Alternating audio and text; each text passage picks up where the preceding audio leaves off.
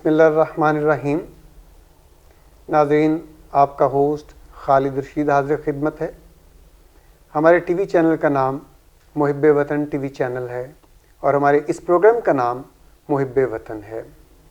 ہمارے T V channel اپنے معاشرے کے اندر، اپنے لوگوں کے اندر حب الوطنی کے جذبات کو ابھارنے کی خدمات سر انجام دینے کے مقصد کے ساتھ آگے بڑھ رہا ہے۔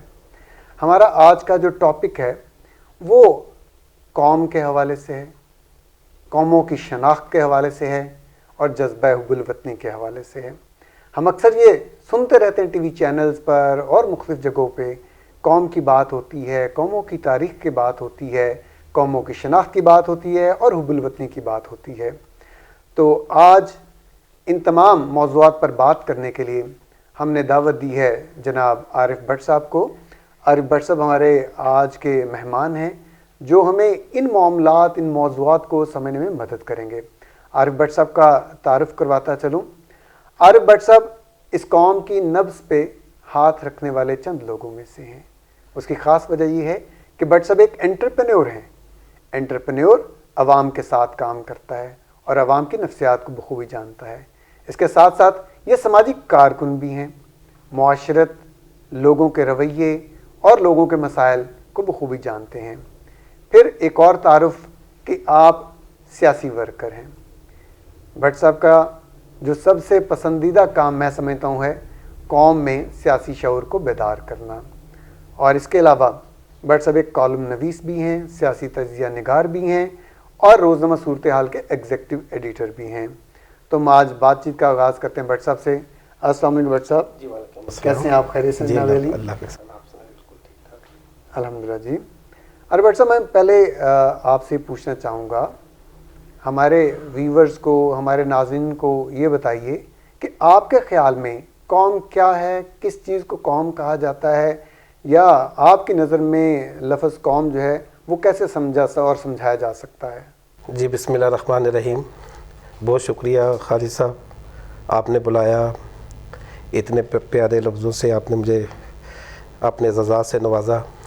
سب سے پہلے تو میں آپ کو اور آپ کی جتنی بھی پروڈکشن ٹیم ہے اور جو اس کی مینجمنٹ ہے محب وطن ٹی وی چینل کے حوالے سے، میں ان کو مبارکباد دیتا ہوں کہ آپ ایک اچھے معاشرتی پروگرام کو لے کر چلے ہیں ایک اچھے انداز میں۔ تو اب آ جاتے ہیں آپ کے سوال کی طرف۔ دیکھیں، اگر ایک قوم کی ہم بات کریں تو قوم ایک خاص گروہ کو کہا جاتا ہے، اس گروہ کو جو ایک نظریاتی سطح پر متفق ہو کسی بھی چیز کے حوالے سے۔ اور خالد صاحب ماشاءاللہ مجھ سے زیادہ آپ صاحب علم ہیں، یقیناً آپ جانتے ہوں گے کہ یہ انسانی دنیا جو مختلف نظریات میں بٹی ہوئی ہے، وہ سب اس بات پہ تو اتفاق ہیں کہ اس زمین کو بنانے والا ایک خالق ہے، ایک مالک ہے، صاحب قدرت ہے، جس نے اس زمین کو بنایا، یہاں پر چرند و پرند جتنے بھی ہیں، اور اس کے بعد انسان کو تخلیق کیا، انسان کو اشرف مخلوقات کا درجہ بھی دیا۔ تو اگر ہم دینی اپنے اسلامی نظریاتی روح کے پرنسپلز کے اوپر بات کریں تو قوم انسان کو کہا گیا ہے۔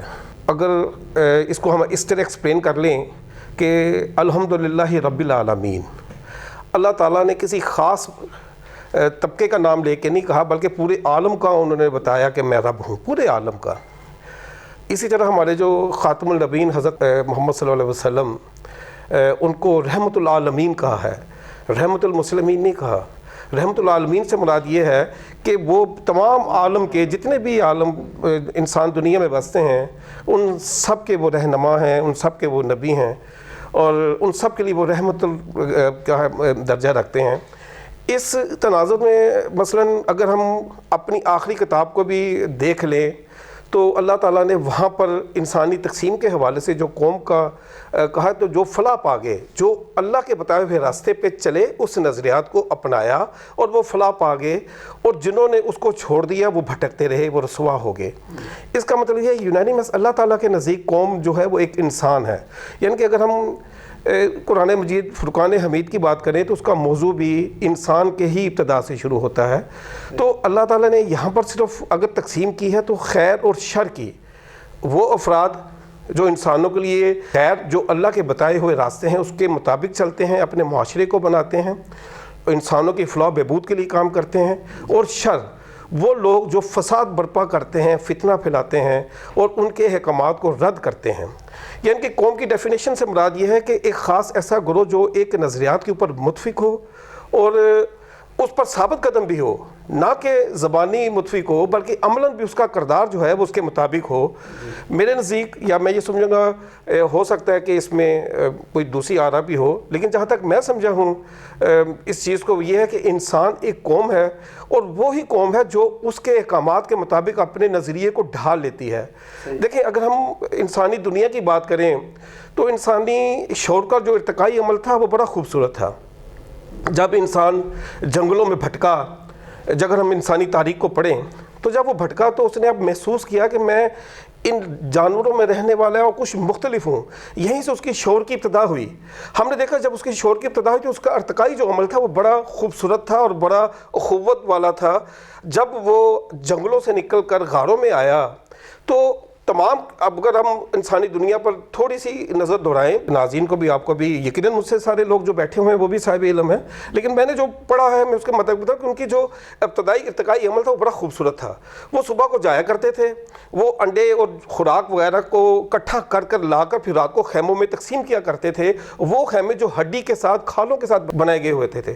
اب یوں جیسے جیسے اس کی وسائل میں بتدریج بڑھتے گئے، تانبے کا مثلا ہوا، سونے کا، اس طرح اس کے ذخائر بڑھتے گئے، لوگوں میں وہیں پہ پھر وہ شر نے پنپنا شروع کر دیا۔ پھر وہ ایک طاقتور طبقہ جو تھا وہ کمزوروں کے اوپر برس اقتدار آنا یا ان کے اوپر ہیوی ہونا تھا، جو اس کی ابتدا ہم دیکھتے ہیں جو تاریخ میں بتاتی ہے۔ اور ہم دیکھتے ہیں کہ جب انبیاء علیہ الصلوۃ والسلام آئے تو انہوں نے پوری دنیا کو یہاں پر انسانوں کی غلامی سے نکالا۔ یعنی کہ توحید کا پرچار کیا ہے؟ انسانوں کی غلامی سے نکالنا، ایک رب الکائنات کے آگے سجدہ پر سجود ہونا، یعنی کہ اس کی دعوت دی۔ تو وہاں پر عدل و انصاف، یعنی کہ مساوانہ و مساوات، جسے ہم انسانی اقدار کہتے ہیں، انسانی اقدار کی روایات جو ہے یہ وہیں سے پنپنا شروع ہوئی کہ جب انہوں نے مساوانہ و منصفانہ روایات کا، عدل و انصاف کا پرچار کیا اور لوگوں کو اس بات کے راغب کیا کہ آپ نے یقیناً خدا کی طرف لوٹ کے جانا ہے۔ اس لیے یہاں پر معاشرہ تبھی بن سکتا ہے اگر ہم اسے منصفانہ اور مساوانہ اصولوں پر اپنائیں۔ اور یہی جو تھا پیغام، جو تھا ہم نے جو الہامی کتابوں میں پڑھا، جو انبیاء علیہ السلام کی طرف سے ہم نے دیکھا، وہ یہی پیغام تھا کہ یہاں پر اخوت بنے، یہاں پر محبت اور پیار بنے، اور یہاں پر لوگوں کے اندر وسائل، اور یہی میں سمجھوں گا قوم بھی اسی چیز کی اگر ہم ڈیفینیشن کر لیں مختلف نظریات میں تو قوم ایک خاص گروہ۔ آپ کے اسی سوال کی طرف آ جاتے ہیں کہ جہاں پر ایک نظریات کی، دیکھیں اگر یہ پوری دنیا میں جو رحمت العالمین ہیں، جو آخری نبی ہیں، جو دستور حیات ہے، تو اگر اس کے حوالے سے ہم بات کر لیں تو اس نظریے خاص پہ ہی ڈاکٹر صاحب آپ کی بات سے میں یوں سمجھ سکا کہ قوم جو ہے وہ نظریات کی وجہ سے بنتی ہے۔ تو اگر ہم اس کو یوں دیکھیں کہ نظریات کی وجہ سے قوم بنی تو پھر قوم اچھی یا بری بھی ہو سکتی ہے۔ اگر قوم اچھی یا بری ہوگی تو پھر وہ کس بنیاد پہ ہوگی؟ دیکھیں، اس کا تو پہلو بالکل واضح ہے کہ میں نے آپ کو پہلے بھی بتایا کہ جس نے ہمیں تخلیق کیا ہے لہٰذا وہ ہی سمجھتا ہے کہ اس معاشرے کو کیسے خوبصورت بنایا جا سکتا ہے، کیسے انسان یہاں پر اپنی عارضی زندگی کو اچھے طریقے سے گزار کر اس فانی دنیا سے کوچ کر سکتا ہے۔ لیکن اگر آپ اس کی ڈیفینیشن دینا چاہتے ہیں تو ہمارے دینی اعتبار میں اس کی 4 ڈیفینیشنز ہیں جو اچھی قوم کے لیے یا اچھے مومن کے لیے ہیں۔ وہ بالعصر ان الانسان لفی خسر الا الذین آمنوا وعملوا الصالحات وتواصوا بالحق وتواصوا بالصبر۔ یہ اللہ تعالیٰ نے ڈیفائن کر دیا، یعنی کہ 4 چیزیں انہوں نے آپ کو ایک اچھی قوم، ایک اچھے مومن، ایک اچھے انسان کی خوبیاں بیان کر دیں۔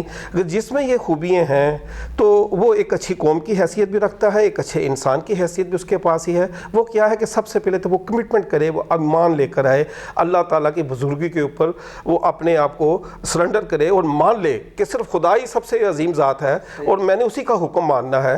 پھر اس کے بعد ایمان لانے کے بعد وہ اس کے اوپر عمل کرے، یعنی امپلیمنٹ کرے. سب سے اہم جو چیز ہے, ایمان لانے سے ایک دفعہ ختم نہیں ہو جاتی, اس کے بعد عمل کرے. اچھا, عمل کرنے کے بعد کیا ہے, پھر وہ اس کی تبلیغ کرے, دوسرے معاشرے میں لوگوں کو بتائے کہ جو آپ کے ارد گرد رہن سہن ہے یہ آپ کی ذمہ داریوں میں سے شامل ہے. اللہ تعالیٰ نے ایک اچھے انسان کو یہ موبلائز کرنے کے لیے, معاشرے کو موبلائز کرنے کے لیے آپ کے اوپر یہ ذمہ داریاں رکھی ہیں کہ آپ اس معاشرے میں جائیں, آپ پہلے ایمان لے کر آئیں, پھر اس کے اوپر عمل کریں, پھر اس کے بعد اس کی تبلیغ کریں. پھر کیا ہے, پھر برے لوگ آپ کے راستے میں رکاوٹ بنیں گے, آپ کے لیے طرح طرح کی مسائل لے کر آئیں گے. پھر آپ صبر کے بعد صبر کریں. صبر سے مراد یہ نہیں کہ آپ ڈر جائیں, آپ صبر سے مراد یہ ہے کہ اپنے حق کی بات کو کہتے رہیں اور یعنی اپنی اس کمٹمنٹ کے اوپر قائم رہیں مستقل مزاجی کے ساتھ. بٹ صاحب, یہ آپ نے قوم کے حوالے سے بات کی, بڑی خوبصورت بات ہے اور اس میں مذہب کا رنگ بھی بڑا نمایاں ہے. تو میں آپ سے مسلمانوں کے حوالے سے اور مسلمانوں کے قوم بننے کے یا قوم ہونے کے حوالے سے ایک اور سوال کرنا چاہوں گا کہ کیا مسلمانوں کو اپنے علاقوں کے اعتبار سے مختلف اقوام کی شکل میں رہنا چاہیے یا پورے عالم میں ایک ملت بن کے رہنا چاہیے؟ آپ کے اس بارے میں کیا خیال ہے جی؟ دیکھیں جی, میں مثلا جب پہلے انسان کو ڈیفائن کیا اپنے قوم کے حوالے سے, تو وہاں پر بھی یہی تھا کہ اللہ تعالیٰ کے نزدیک تو تمام انسان جو ہیں وہ ان کی نظر میں برابر ہیں. انہوں نے تو انسان کو کسی جگہ پہ قبیلوں کی شکل میں ایک پہچان تو دی ہے, لیکن تقسیم نہیں کیا. تقسیم صرف خیر و شر کو کہا ہے. رہی بات اگر ملت کے اعتبار سے, اگر ہم بحیثیت ایک مسلمان ہیں, اگر ملت کے اعتبار سے ہم یونینیمس اکٹھے رہیں گے, ہم ان لوگوں کے لیے جو ہمیں فالو کرنے والے ہیں, ہم ان کے ساتھ اپنے ایمان کی کمٹمنٹ کو پورا کریں گے, عمل سے اس کی وضاحت کریں گے, اپنے نظریات اور کردار سے اس کی وضاحت کریں گے, تو یقیناً ان کے لیے ایک سبق ہوگا.